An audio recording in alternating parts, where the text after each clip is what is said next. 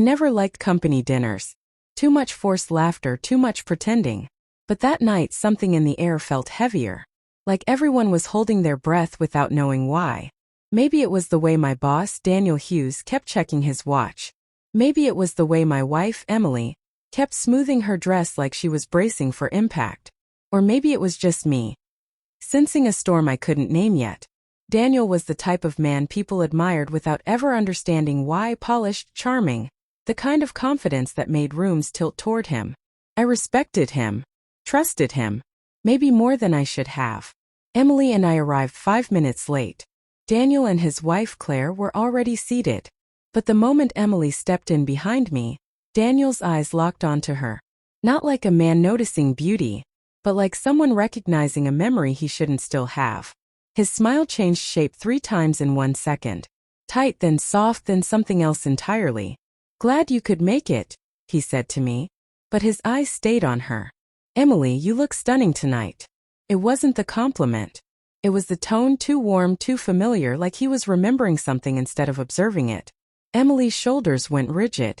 She didn't meet his eyes. I should have asked her right then if everything was okay. I didn't. Dinner crawled forward. Small talk. Clinking glasses. Jazz humming through the restaurant like a heartbeat trying too hard to stay calm. Claire chatted about their kids. Emily answered politely, but her voice had that rehearsed weight to it. And Daniel? He kept watching her. Every time she lifted her gaze, his eyes were already there, waiting. I tried brushing it off. Maybe he's curious. Maybe I'm overthinking.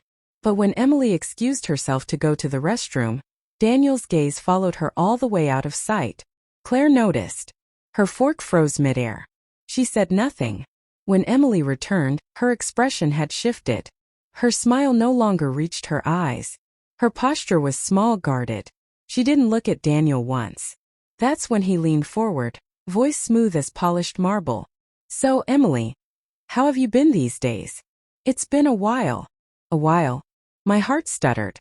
"As what?" Before I could speak, Emily cut him off. "I've been fine. Thank you." Her voice trembled. Not with fear, but with the effort of holding something back. Daniel smirked, like her discomfort entertained him. The rest of dinner felt like stepping on cracked glass. When the bill came, Emily stood so fast her chair almost toppled. "We should get going." Outside in the cold night air, she didn't look at me. Not in the car. Not until we were halfway home. "Let's not go to these dinners anymore," she whispered. "Why?" She hesitated. "It's uncomfortable." But her trembling voice told me it was something worse. The next morning, while she showered, her phone lit up on the nightstand. One new message. From Daniel Hughes. My stomach dropped. I didn't open it. Didn't cross that line. But the sight alone was enough to change everything. When she stepped out and saw me holding her phone, she froze. "It buzzed," I said. "I didn't read anything." She took the phone too quietly, too carefully, placed it face down like it burned. "It's nothing," she whispered. But the lie cracked around the edges. "Emily, how do you know him?" She flinched, a small involuntary shiver. "I told you last night. I don't want to talk about this. But I needed to. I needed to understand why my boss looked at my wife like someone he used to touch. At work, Daniel acted normal. Too normal. Clapped my shoulder. Talked projects. Gave instructions. Then when no one watched, he pulled me aside. "Your wife," he said lightly. "She's something." Something cold spread through my chest. "What's that supposed to mean?" He smiled, slow, knowing, ugly. "Relax, Logan. Just appreciating good taste. Appreciating. Not admiring. Not noticing. Possessing." A week later, I found Emily on the couch, holding her phone like poison. Before I could speak, she whispered, "Logan, I need to tell you something." She didn't look up. "Years ago, before I met you, I interviewed at a firm downtown. Daniel was the interviewer." My pulse thudded. He wasn't inappropriate at first, but afterward he asked me out. I said no. Her breath hitched. "He didn't take it well." She swallowed hard. "He started calling, messaging, showing up near the building.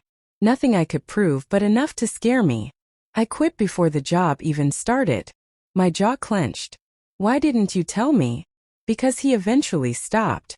And when you got hired under him, I panicked. But I told myself he wouldn't remember me.